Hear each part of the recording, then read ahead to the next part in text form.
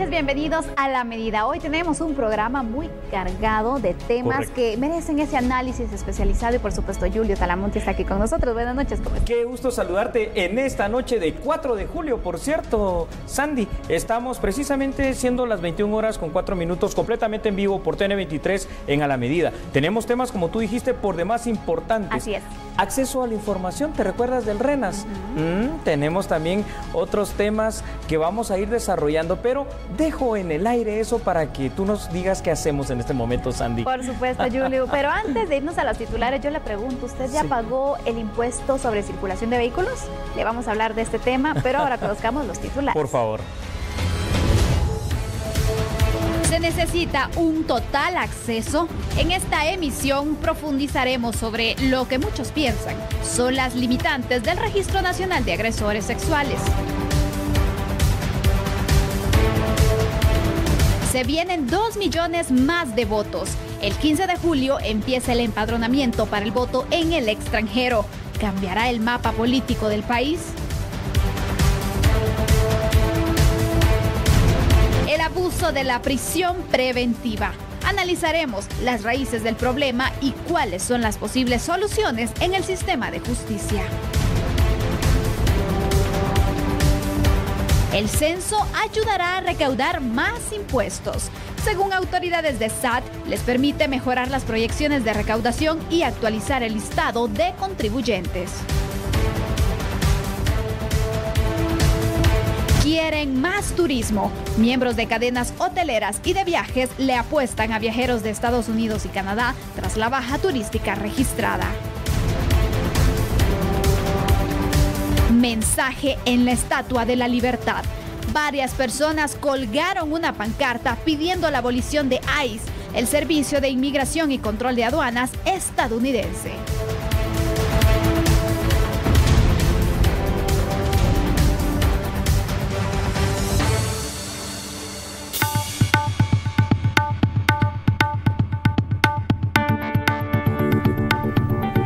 Más de 9.000 menores a nivel nacional continúan estando a merced de 53 agresores sexuales que fueron identificados, por cierto, a través del Registro Nacional de Agresores Sexuales. El Ministerio Público dio a conocer que en el primer semestre de operación de RENAS, más de 582.000 personas cuentan con dicho documento. El reporte que nosotros tenemos en el primer semestre es de que 582.961 personas han solicitado su certificado de RENAS para trabajar con menores de edad. De estas personas, el 54% es de sexo femenino y 53 personas sí constaban en nuestros registros por haber sido condenados por algún delito sexual. Esto significa que estas personas pretendían trabajar con menores a sabiendas de que ellos ya habían sido condenados por juez o tribunal competente. Se mantiene la coordinación para iniciar con los monitoreos en las entidades que trabajen o tengan relación con menores para corroborar si cumplen con la ley del RENAS. Se comienzan a hacer las gestiones para la contratación de personal del Registro Nacional de Agresores Sexuales y empezar a hacer las inspecciones que la ley establece, ¿verdad? Tanto por su ley como por el reglamento, para visitar aquellos centros donde estén obligados a exigir el certificado y que no existan agresores sexuales trabajando con menores. Se ha detectado a 53 agresores sexuales, 35% de certificaciones emitidas a personas de sexo masculino. 42 años es la edad promedio de los agresores sexuales. Guatemala, Quiché, Huehuetenango, Quetzaltenango son algunos departamentos en donde se han identificado a los agresores sexuales. Mientras que las áreas en donde trabajan los agresores son construcción, un agresor, cultura, un agresor, educación, 36 docentes, entretenimiento, 2 agresores, ONG, un colaborador, en el sector religioso, 3 sacerdotes y un pastor, en el sector de salud, 3 personas, en el sector de justicia, 2 personas, en el área de seguridad, 2 guardias que mantienen la seguridad en colegios, mientras que en el sector de transporte a 1 persona. Tome en cuenta que el certificado RENAS tiene una validez de 6 meses y podrá renovarse de forma gratuita. Registro Nacional de Agresores Sexuales. Exigir el certificado RENAS es obligatorio en teoría, pero no se hace cumplir del todo. Además, no hay un control real y efectivo que permita establecer si personas condenadas siguen teniendo contacto con niños. Hay ciertos vacíos legales y lagunas en el RENAS que no dejan clara la situación, porque de alguna manera no se exige a muchas personas que tienen contacto en el día a día este certificado con niños o adolescentes. Sandy, tenemos 6 meses ya de haber implementado por parte del Ministerio Público este control del Registro Nacional de Agresores Sexuales. Sin embargo, en este análisis vamos a ver que hay muchas cosas que a mí me dejan alguna duda. Quiero, antes de que me preguntes algo, iniciar con el siguiente planteamiento. Los pilotos, por ejemplo, del transporte público, ellos en el día a día tienen un contacto con muchísimos menores de edad y nadie ha pensado en hacer, por ejemplo, de alguna manera exigirles a ellos esto. Los taxistas, por ejemplo, son otras personas. O cuando tú vas y contratas a alguien que se dedica, por ejemplo, a hacer un payasito o a divertir de alguna manera a los niños, tampoco se está dando este control 100%. Y es que varios han, por ejemplo, en los payasos, varios han ido a solicitar este certificado, sin embargo, no todos, hay que mencionarlo, los que están asociados, porque incluso existe una asociación. Pero ¿qué hay de quienes no lo están? En realidad, como bien lo decías y lo apuntabas, hay algunas lagunas, pero quisiera que me recalcaras qué otras lagunas quedaron ahí en esta ley.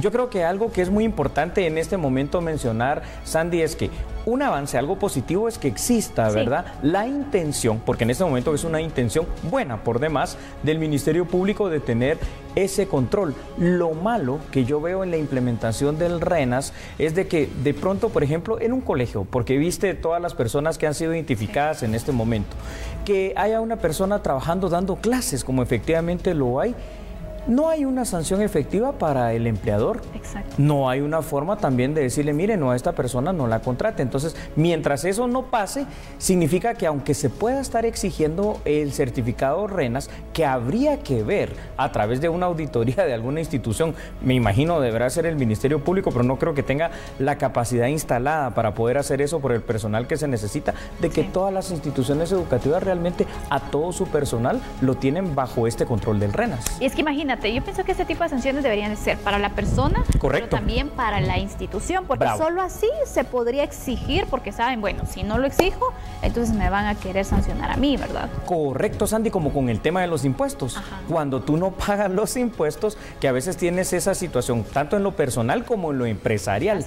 Así debería de funcionar este tema del RENAS, porque si no es simple y sencillamente una cuestión muy discrecional que queda, valga la redundancia del término, ahí sí que a la mejor discreción del empleador, pero que efectivamente no pasa a más y que tiene trabajando, porque las personas identificadas, Sandy, siguen trabajando en el día a día teniendo contacto con menores. Por supuesto. Y yo te pregunto algo, Julio, en realidad en la capital se dan los casos, pero también se da la situación de que varios están solicitándolo, están yendo al RENAS, pero ¿qué pasa en el interior? Wow, cuando tú mencionas esto, mira, es por demás dramático, porque si el control está así en las áreas urbanas y sobre todo en este casco de la metrópoli guatemalteca, imagínate tú lo que me acabas de preguntar.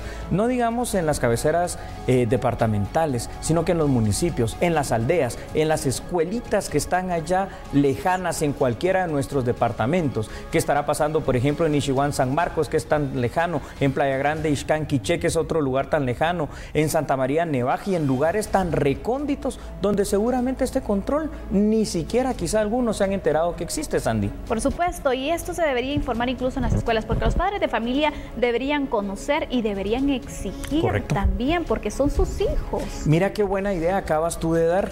Exactamente, es que siempre al final de cuentas yo creo que es esa parte activa de la sociedad y en este caso como padres de familia, de alguna manera, generalmente las escuelas tienen juntas directivas, a veces las instituciones educativas privadas también, a exigirle al colegio por lo menos que se ponga a la vista y que sea completamente real el hecho de que todo el personal cuenta con este certificado. No es garantía de que no va a pasar nada, pero por lo menos sí es un respaldo de que las personas que están trabajando no fueron condenadas anteriormente. También hay que decir algo, algo, Sandy. Puede ser que una persona que en su momento haya sido condenada por una situación de agresión sexual, que es bastante grave porque estamos hablando del tema de menores, haya podido cambiar su vida, recapacitar y volver a ser una persona de bien. Sin embargo, ante la duda de lo que ya pasó, lo recomendable es que ya no tenga ese contacto con menores.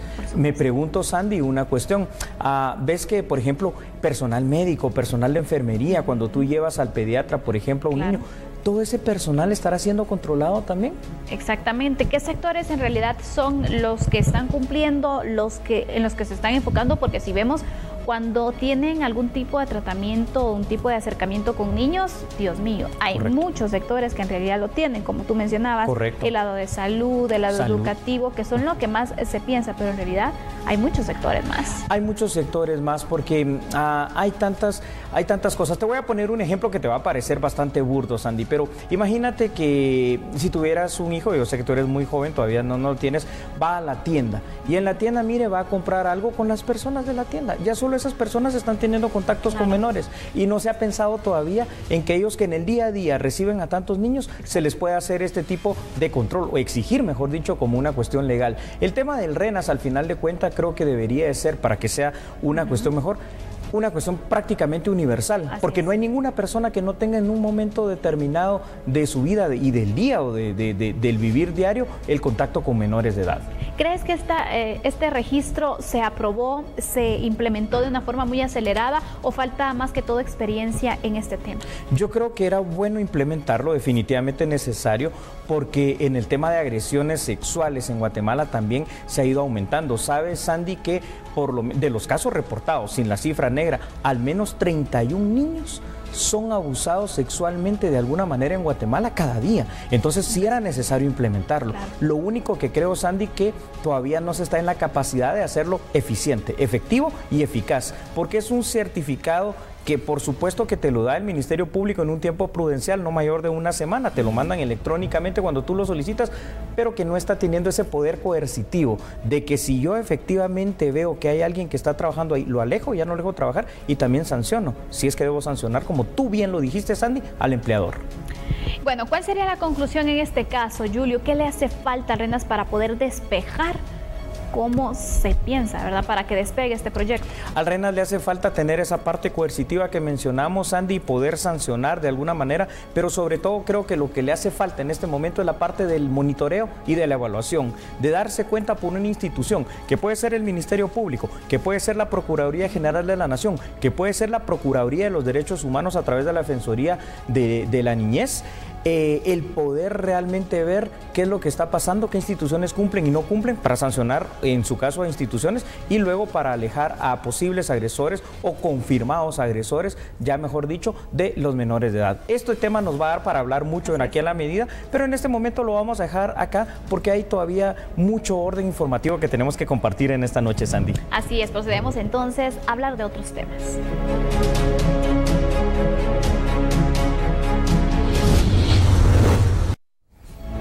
Ahora hablemos de turismo, y es que luego de la baja en visitas a causa del volcán de fuego, de la erupción que se tuvo, miembros de la cadena hotelera y de viajes buscan atraer a viajeros de Estados Unidos y también de Canadá. Que el segmento de turismo crezca por lo menos en un 10%, por lo menos. Luego, lógicamente, esto es... toma su tiempo, ¿verdad? Porque, por ejemplo, yo puedo estar hoy, por decirles algo, voy a una feria turística este año y estoy trabajando para dentro de 6 meses o el año entrante. Yo misma tengo experiencia que, por ejemplo, tengo 20 años de trabajar en este negocio, tengo experiencia de eventos que se me han dado hasta 3 años después de haber empezado la primera relación. Entonces, nosotros esperamos año con año lograr generar por lo menos ir de 10 a 15% de crecimiento, pero creemos que Estados Unidos y Canadá son los mercados más inmediatos y más fáciles de responder. Se espera que a corto plazo se alcance una atracción de más de 40,000 turistas que están interesados en las aventuras, gastronomía, grupos de mujeres que viajan solas, fotografía, negocios, entre otros. Este es el momento adecuado para que nosotros demos a conocer todos los beneficios que nuestro país tiene, todo lo lindo que el país puede ofrecer, y ya que Estados Unidos quiere que nosotros crezcamos en diferentes industrias para evitar que la gente se vaya a vivir hacia Estados Unidos, creo que es un buen momento como para contraatacar y dar a conocer todo eso bueno que tengamos y que vengan a conocer y que vengan a invertir en el país. En 2017, Guatemala recibió a más de 385,000 turistas de Estados Unidos y a 33,600 de Canadá. El promedio de gasto diario de cada visitante supera los $120. Sandy, el próximo año los guatemaltecos vamos a votar. Así es, pero también votarán quienes se encuentran fuera de nuestras fronteras. ¿Cómo? ¿Qué tema más interesante, Sandy? Por supuesto, vamos a estarlo hablando entonces cuando regresemos de esta pausa. Ya volvemos. Somos a la medida.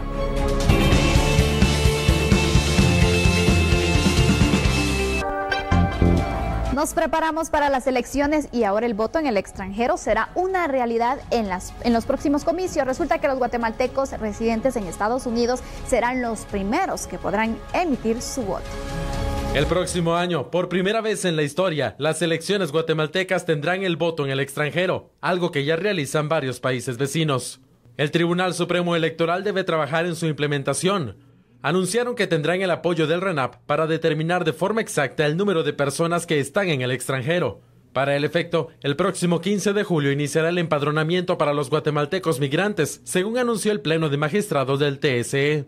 El proceso de empadronamiento será efectuado a través de la web, en un sitio que habilitará la dirección informática de la institución. El voto en el extranjero fue dispuesto en el artículo 1 de la reforma de la Ley Electoral y de Partidos Políticos que se realizó en el 2016. Pese a que existen guatemaltecos en todo el mundo, el voto se implementará de manera gradual. En este proceso electoral se comenzará únicamente en los Estados Unidos. El voto será de forma directa. El horario será oficializado previo al día de las elecciones para que coincida con el horario guatemalteco. Se estima que más de 2 millones de guatemaltecos residen en Estados Unidos, de los cuales unos 800,000 se encuentran en el país del norte de forma legal. Seguramente usted en casa se estará preguntando cómo se va a hacer para votar en el extranjero. Los migrantes podrán elegir únicamente a presidente y a vicepresidente, no a diputados y a algunas otras autoridades como alcaldes. El voto va a ser directo y de una manera bastante fácil porque va a ser por vía electrónica. De hecho, van a votar antes que lo que se va a hacer físicamente aquí en Guatemala. El empadronamiento a través del DPI o autorización del TSE va a empezar en los próximos meses, precisamente para tener un padrón de quienes pueden votar y no. No va a haber ningún tipo de propaganda fuera del territorio nacional haciendo proselitismo por ninguno de los candidatos y potencialmente se van a agregar alrededor de 2 millones de votantes más con esta autorización de voto en el extranjero. ¿Sabes, Sandy? Porque se calcula, fíjate que en Estados Unidos vive el 10% de la población guatemalteca y es una cifra todavía indeterminada que muchos marcaban entre 1 millón de personas hasta 3 millones. Dejémoslo en 2 millones porque hay personas, hay guatemaltecos que se fueron, que residen en Estados Unidos, pero que también tuvieron hijos, que por cuestión de nacionalidad y nuestra Constitución en su artículo 144, 145, son también guatemaltecos con derechos. Entonces va a ser muy interesante este tema del voto en el extranjero, pero ya era necesario. Por supuesto que sí. Y yo te pregunto, ¿en realidad crees que agregando el voto en el extranjero el mapa político podría cambiar o qué tanto podría alterar entonces o modificar un poco el panorama, los pronósticos que se pueden? Completamente, Sandy, ¿sabes? Porque al agregar alrededor de 2 millones de personas más eventualmente que puedan votar, estas 2 millones de personas pueden tener muchísimas formas de pensar, pero sobre todo son personas que ya tienen un pensar también distinto al guatemalteco que reside acá. De pronto ellos tienen a veces hasta mucha más información de lo que sucede. Puede ser un voto más reflexivo, un voto más de alguna manera duro y un voto, digámoslo así, serio. Y si de verdad se deciden con el entusiasmo que puede haber, Sandy, de votar por primera vez en el extranjero. Exacto. Creo que va a ser un buen arranque. Ese va a ser el buen arranque y sí va a poder decidir. Sabes que en Guatemala aproximadamente, por lo menos en la última elección, se necesitaron casi de los 3 millones de votos, ¿verdad? Efectivamente para elegir a nuestro presidente. Y si estamos hablando de 2 millones de votos en el extranjero, es un potencial potencial y un caudal inmenso. Ahora yo te pregunto, Julio, si no se va a hacer ningún tipo de propaganda, ni de meeting, ni nada en el extranjero, sabemos que lo que buscan es poder transparentar también los recursos que se puedan trasladar producto de ese tipo de proselitismo, pero ¿cómo entonces llegarle a esta población? Bueno, esto va a ser muy interesante, por eso te decía hace unos minutos, creo que va a ser un voto más reflexivo, porque al no estar en esa, digamos, al final de cuentas, fiesta por una parte cívica, pero también bombardeo de información. Correcto, puede haber un bombardeo o hasta contaminación de la misma información, ¿verdad? Porque muchas veces se maneja en las campañas políticas en Guatemala y en todo el mundo campañas negras también que ensucian de alguna manera la información que puede llegar al votante. Ahí es donde creo que el votante guatemalteco en el extranjero, en Estados Unidos específicamente, va a tener un poquito más de poder reflexivo en cuanto por quién votar. También, ¿sabes? Por una cuestión, porque ellos van a pensar en sus familiares aquí en Guatemala. Muchas veces nosotros aquí en Guatemala no somos tan reflexivos a la hora de votar. Muchas veces vamos porque nos toca ir, o ¿sabes qué es lo que pasa también aquí en Guatemala? Mucho guatemalteco ni siquiera va. ¿Te recuerdas con el referéndum de Belice? Sí, claro. ¿Cuánto fue el porcentaje de abstencionismo? Esto es el enemigo que tenemos a vencer y el hacer votar a nuestros compatriotas en el extranjero creo que nos va a ayudar en mucho. Por supuesto, pero la verdad es que tenemos diferentes situaciones. Porque, por ejemplo, se iniciará con el empadronamiento el 15 de julio, pero ¿cómo podemos entonces poder agilizar ciertos procesos? Porque hay que mencionar algo, varios connacionales no tienen el DPI, no tienen diferentes documentos, que eso les va a servir para poder votar. Aquí hay una situación bastante interesante, parece que ya todo está bastante coordinado entre Cancillería, entre instituciones para poder de alguna manera extender el documento de identificación, el RENAP en este caso, y de alguna manera también los consulados. Ahora, yo creo que sí va a haber tiempo de documentar y empadronar a muchos guatemaltecos, pero sí dejo sobre la mesa una duda, fíjate Sandy, que creo que nos asalta a todos. ¿Y será que los políticos ahora no se van a ver tentados en viajar a Estados Unidos para ser parte de su campaña allá por esta situación? ¿Eso qué tan bueno o qué tan malo puede llegar a ser, verdad? Ahí ojo al Tribunal Supremo Electoral para que de esta forma puedan también ellos controlar esta situación, porque vemos que así como se hace la ley, a veces se hace la trampa. Correcto, Sandy. Y cuando se hace la trampa, recuérdate que este tipo de viajes pues también resulta que van a ser onerosos. Y aquí una cosa es bien clara, tenemos que cumplir con lo que dice la ley electoral y de partidos políticos. Va a ser un buen experimento de alguna manera el dejar, como en otras muchas naciones, que nuestros compatriotas que viven en Estados Unidos puedan ejercer su derecho. Tienen el derecho, Sandy. Y además su familia, como te decía, vive aquí en Guatemala y tienen una mayor razón para que haya pues definitivamente una elección mejor, más clara, más transparente, más universal. Sin embargo, sí tenemos que cuidar muchos aspectos, evidentemente. ¿Qué aspectos detallarías tú o le dirías al Tribunal Supremo Electoral y a las diferentes entidades que se ven involucradas que tengan mucha precaución? Correcto. En primer lugar, Sandy, creo que tú mencionabas algo. La coordinación va a tener que ser muy buena, muy específica y muy puntual, a efecto de que si hay guatemaltecos en el extranjero que llegan a empadronarse a los consulados, a las embajadas o a donde de alguna manera se determine por parte de nuestras autoridades encargadas, de alguna manera sí puedan hacerlo. Que el documento llegue de una forma también fácil a ellos, pronta y rápida, y que el Tribunal Supremo Electoral, sobre todo, Sandy, pueda tener el padrón de estos guatemaltecos en el extranjero para saber dónde residen, cuántos son en número y cuántos están en capacidad precisamente de poder votar. Y otra cosa, Sandy, supuestamente la tecnología no falla, pero a veces la tecnología falla. El voto va a ser en línea, el voto no va a ser a través de una papeleta. Entonces también necesitamos saber de parte del Tribunal Supremo Electoral la capacidad que tiene para que el voto se respete conforme lo está emitiendo precisamente el votante, ¿no? Y por supuesto los sistemas de seguridad que se tengan, porque sabemos también que por medio de esta tecnología se pueden alterar las cosas. Claro, porque en el mundo, tú sabes, ya no estamos hablando de hackers, estamos hablando de crackers que tienen la capacidad de ingresar a instituciones, como tú bien lo sabes, al Pentágono y otras que son bastante bien seguras, pues podría ser también vulnerable de alguna manera a esta situación. Sin embargo, Sandy, creo que Guatemala va avanzando. Este es el camino que tenemos que tomar, una Guatemala del siglo XXI, inclusiva, incluyente con nuestros hermanos guatemaltecos residentes en Estados Unidos y con la tecnología del siglo XXI que te comentaba hace unos segundos, necesaria para poder hacer algo que es un derecho humano, elegir y ser electo. Y bueno, le vamos a dar seguimiento. El 15 de julio usted no se puede perder toda la información del inicio del empadronamiento. Vamos a ver entonces cómo marcha y cuál es el plan que tiene el Tribunal Supremo Electoral en este tema.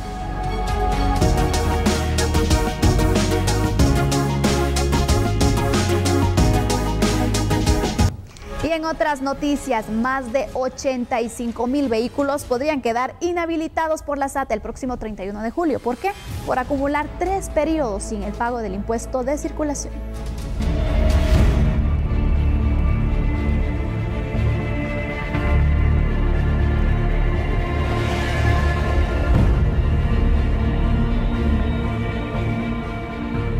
Esos 85,000 vehículos se sumarían a los más de 300,000 cuyas placas quedaron inhabilitadas por faltas acumuladas de pago del impuesto de circulación. Ya les había dado el dato, fueron cerca de unos 305,000 vehículos, que es el equivalente como a 245,000 propietarios. Pues como hay propietarios que tienen más de un vehículo, pero la cantidad de vehículos fueron como 305,000. ¿Cuántos más pudieron afectar? La expectativa son como cerca de unos 85,000 vehículos más que no han pagado en los últimos 2 años y que si el 31 no pagan, los inhabilitamos. Al 30 de junio aproximadamente de una parque vehicular de 3,200,000 vehículos aproximadamente. Y aquí ya no estamos contando los que inhabilitamos. De ellos ha pagado aproximadamente un 42-43%, o sea, un poquito menos de la mitad.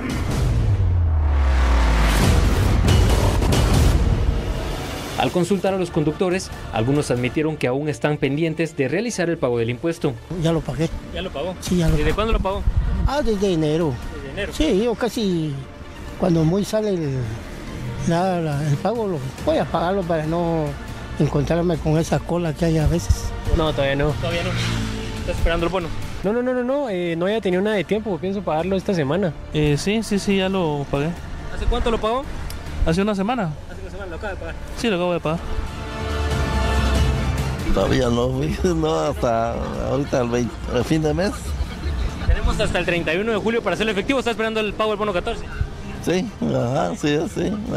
No, pues me le dio un pensamiento porque en eso estaba pensando ahorita precisamente. ¿Está esperando el bono 14? Sí, definitivamente. Usted sabe que la situación está difícil, pero sí es accesible realmente. Según Amílcar Montejo de la Policía Municipal de Tránsito de la Ciudad de Guatemala, si un piloto es sorprendido manejando con un vehículo inhabilitado, lo que corresponde es la consignación del automotor. Sandy, sabes que vamos a tocar un tema por demás importante, impactante y trascendente: el abuso de la prisión preventiva en Guatemala. Así es, pero mientras es momento de hacer una pausa. Ya volvemos.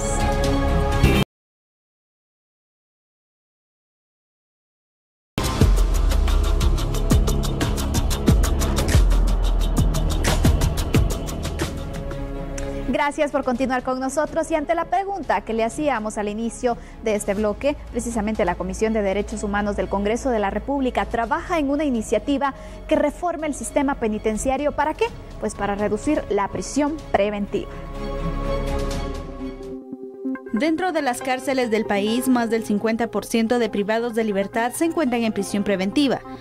La Oficina contra la Tortura recomendó a la Comisión de Derechos Humanos del Congreso de la República que es necesaria la implementación de medidas sustitutivas para reducir el hacinamiento de las cárceles. Dicha comisión analiza la creación de una iniciativa de ley que reforme el sistema penitenciario. Nosotros las recomendaciones las hacemos en vías de que no se esté, abusando de la prisión preventiva. Es decir, ¿qué es lo que se quiere? Bajar el hacinamiento. Y el hacinamiento no va a bajar en la medida que no se den medidas sustitutivas, arresto domiciliario y que las personas desde su casa puedan llevar el proceso. El relator contra la tortura citó como ejemplo el caso Chiroy, un ex militar detenido el 11 de octubre del 2012 y al que le han suspendido 27 veces las audiencias, por lo que continúa en prisión preventiva. Bueno, el abuso de la prisión preventiva básicamente se da porque no se está respetando el derecho que tienen las personas a solicitar medidas sustitutivas y siempre se les está dando prórrogas o se les está negando las audiencias o se les está dando excusas. Entonces, una persona que tenga ya, como el caso Chiroy que mencioné, 6 años de estar en prisión preventiva, ahí nomás ya se puede ver el abuso, porque el delito que él cometió de abuso de incumplimiento de deberes es de 3 años la prisión y tiene 6, entonces quiere decir que ya el delito hasta lo pagó y todavía está en prisión. Claro, y usted se imaginará cuáles son estos grandes abusos de la prisión preventiva. Nuestro sistema penal es un sistema acusatorio, pero muchos jueces siguen todavía manejando un sistema inquisitivo, es decir, realmente se van por la prisión preventiva como medida inicial. Con el uso excesivo de la prisión preventiva no se respetan las garantías constitucionales ni de derechos humanos. El artículo 14 de la Constitución reza lo siguiente: toda persona, cuando dice toda es sin excepción, es inocente mientras no se le haya declarado responsable judicialmente, y termina ese artículo en sentencia firme y ejecutoriada. Quiere decir que la prisión preventiva debería ser la última ratio, es decir, la última medida, pero es la primera a tomar. Puede causar además el abuso excesivo de la prisión preventiva tratos crueles, torturas físicas, morales, psíquicas, coacciones o molestias. ¿Por qué? Porque realmente, Sandy, en las prisiones guatemaltecas, donde caben 7,000 personas, hay más de 23,000. Sí. Entonces, imagínate, la prisión preventiva se convierte de entradita en un gran abuso, en una gran tortura y en una gran coacción para las personas que ahí caen. Por supuesto, pero sobre todo en una violación a los derechos humanos. Y es que ahí estamos fallando, porque ¿cuántos convenios internacionales tiene Guatemala en esa materia? Eso es muy correcto, Sandy. Si empezamos solo con la Constitución, lo vimos en el artículo 14, en el artículo 12 con la presunción de inocencia, y en el artículo 44 y 46 de la Constitución, que nos dice que los convenios internacionales en materia de derechos humanos debemos de respetarlos. Si nos vamos a eso, tenemos no solo la Declaración Americana de Derechos Humanos, tenemos la Declaración Universal de los Derechos Humanos y convenciones de las que ya hemos hablado aquí, como la Convención de Palermo, por ejemplo. Ninguno de esos convenios se está respetando al día de hoy, Sandy. Pero vemos entonces por qué y desde cuándo, porque en realidad la prisión preventiva la vemos desde hace mucho tiempo. Muchas personas incluso terminan el proceso, pasan años y a veces no son culpables y pasan mucho tiempo ahí. ¿Y quién les regresa ese tiempo? Nadie. Y sabes, investigando bastante sobre este tema, les voy a poner 2 casos así muy breves. Hay una persona que fue condenada a 6 años, ¿y sabes por qué? Por haberse robado un pantalón. Parece una cosa ínfima, por supuesto que no hay que hacer apología del delito y qué bueno que se lo robó, pero parece realmente una cuestión desproporcionada. Pero hay una persona, específicamente una persona documentada en el sistema penitenciario, tiene 18 años, Sandy, en prisión preventiva, está en un limbo jurídico, ha sido olvidado por el Ministerio Público, olvidado por la Defensa Pública Penal, y así está la situación. Y es que cuántos casos hay de personas que están por delitos menores que prácticamente la relevancia de los casos van a los de alto impacto. Correcto. Y vamos dejando rezagados estos casos mínimos. Entonces, si son casos de delitos menores, ¿por qué no tomar otro tipo de medidas si no le van a dar prioridad? Bravo, Sandy, yo aplaudo lo que tú dices, porque Guatemala lo que debe implementar es precisamente, primero, el sistema acusatorio, que desde el 1998 está vigente. ¿Eso qué significa? Significa que un juez, ante la duda, pues sí puede ligarte a proceso, pero que deberíamos de estar en capacidad de aplicar medidas sustitutivas o alternativas a la prisión preventiva. La primera y la magnífica sería la que utilizan otras realidades: el control telemático, los brazaletes electrónicos a los cuales te monitorean y no saturan las cárceles. Y si las cárceles no están tan saturadas, puedes controlar y ser más duro con quienes debe ser duro: violadores, asesinos, extorsionistas, mareros, por ejemplo. Sin embargo, Sandy, ¿sabes qué es lo dramático? Al día de hoy, más de 12,000 personas en prisión preventiva y 11,000 con condena. Es decir, es mucha más la gente que está en prisión preventiva que los que están condenados. Y vemos el daño que les va causando a las personas, porque una cosa es, obviamente, son personas que son acusadas por diferentes delitos, pero que gozan también de la presunción de inocencia, y hasta que un juez no diga es culpable, nosotros no podemos decir que sí lo es. Pero vemos entonces que sufren de situaciones psicológicas, incluso varios se han quitado la vida, Julio, y hablemos de eso. Sandy, has puesto el dedo sobre la llaga. Solo en un caso, y lo veíamos hace pocas semanas, en el caso Ixpisa, ¿te recuerdas? 2 personas en prisión preventiva de más de 3 años se han quitado quitado la vida, precisamente por lo tortuoso, por lo difícil, por lo dramático que se hace esta medida aquí en Guatemala, porque la prisión preventiva, que en la parte teórica procesal dice nuestro Código Procesal Penal que puede durar esa fase de investigación 3 meses y de alguna manera ampliarse extraordinariamente hasta 6 meses, aquí se vuelve una cuestión eterna, ¿eh? En realidad sí. Vemos en algunos casos que ya se ha considerado dar algunas medidas sustitutivas, por ejemplo, en el caso de la línea, que se ha reflexionado, pero hay muchos todavía que están ahí rezagados, que están a la espera de tener una audiencia, que se ha venido prolongando la situación. ¿Por qué no hacer una revisión precisamente de esos casos? Bien dicho, Sandy. Y en esa revisión la gente se preguntará también en casa, bueno, pero si se les aplica una medida alternativa o sustitutiva, ¿cuál es la garantía de que no se van a ir? Bueno, primero con el control telemático tú los puedes estar controlando en dónde están las 24 horas. Luego hay otro tipo de medidas. Pueden haber cauciones económicas a través de los cuales tú tengas que dejar una fuerte suma de dinero. Puede haber un arraigo, la obligación de ir a un juzgado a firmar semanal, quincenal o mensual. Y hay otra serie de medidas sustitutivas o alternativas que pueden asegurar que la persona de alguna manera no se va a ir. Y obviamente estas medidas sustitutivas, además, Andy, como tú bien lo dijiste, se aplicaría a personas que están siendo investigadas, pero también sobre todo por delitos menores, no de alto impacto.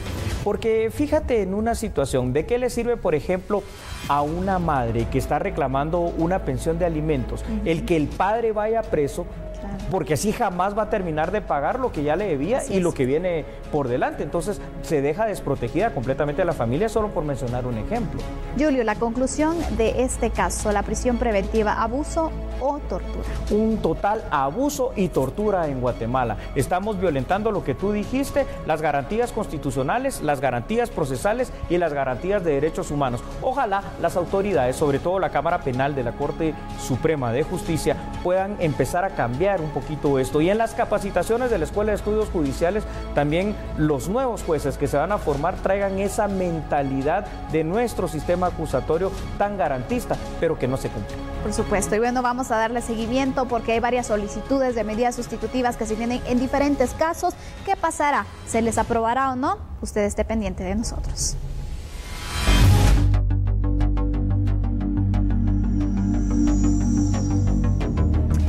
Estamos tocando estos temas, hablemos entonces de lo que pasa en la Torre de Tribunales. Resulta que una nueva oportunidad para conocer y decidir qué evidencias serán resueltas en el juicio que enfrentan los acusados por el caso de defraudación aduanero, más conocido como La Línea. La procesada y ex vicepresidente de la República, Roxana Valdetti, no tenía abogado defensor, imagínense, de su confianza, por lo que se suspendió esta audiencia.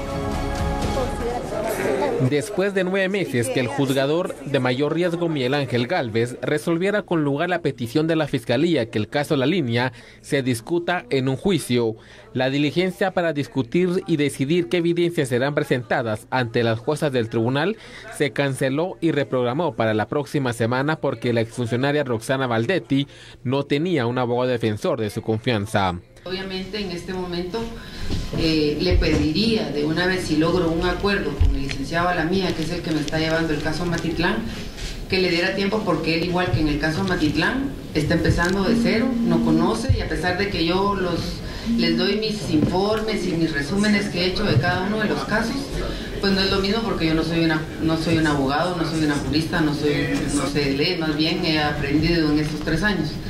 Entonces, en el caso que yo me ponga de acuerdo con el licenciado Alamía, él se va a personar con usted.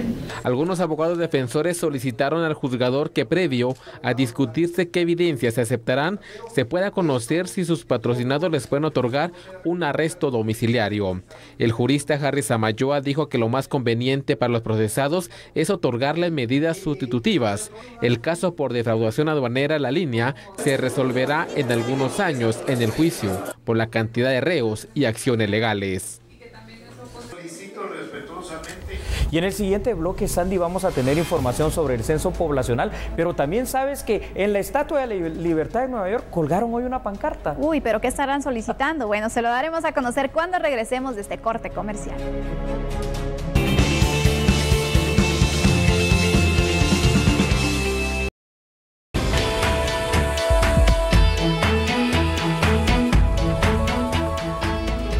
¿Usted se se preguntará cómo se relaciona el censo con los impuestos. Pues bueno, a criterio de autoridades de la SAT, dicho instrumento es necesario para mejorar las proyecciones de recaudación y también actualizar el listado de contribuyentes.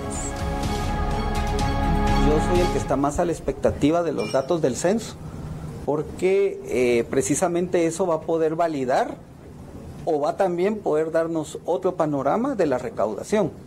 Recuérdense que el censo tenemos 15 años de no hacerlo y con lo que se está trabajando son con proyecciones de población.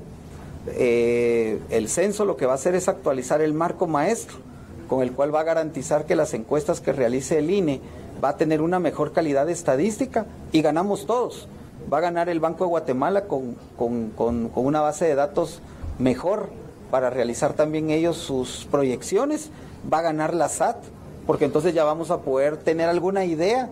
Por ejemplo, hoy estoy asumiendo yo que de 3,5 millones de contribuyentes que me presentan una declaración, pero yo creo que somos 17 millones de población.